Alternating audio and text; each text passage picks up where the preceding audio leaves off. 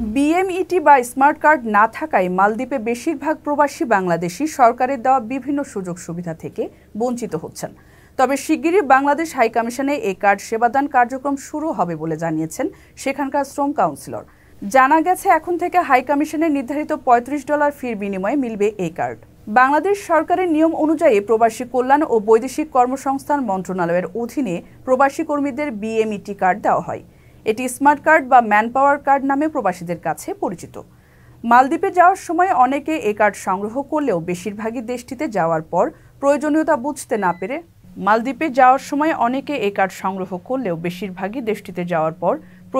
বুঝতে না পেরে তা সংরক্ষণ করেননি। তাই হাইকমিশনের এই সেবা কার্যক্রমের খবরে প্রবাসী বেশ খুশি। বিএমইটি বা স্মার্ট কার্ড মৃত প্রবাসীদের লাশ দেশে পাঠানো, ভিসা, মেডিকেল রেকর্ড, ব্যাংকিং তথ্য ও প্রবাসীদের চাকরির সত্যতা সহ বিভিন্ন গুরুত্বপূর্ণ তথ্য যাচাইয়ে কাজে লাগে। তাই মালদ্বীপের প্রবাসীদের বিএমইটি কার্ড সংগ্রহ করার আহ্বান জানান বাংলাদেশ হাইকমিশনের শ্রম কাউন্সিলর মোহাম্মদ সোহেল পারভেজ।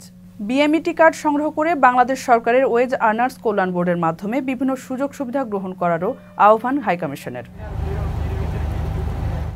প্রবাসীদের বিনিয়োগের শতভাগ নির্ভরযোগ্য প্রতিষ্ঠান প্রবাসীর সিটি লিমিটেড।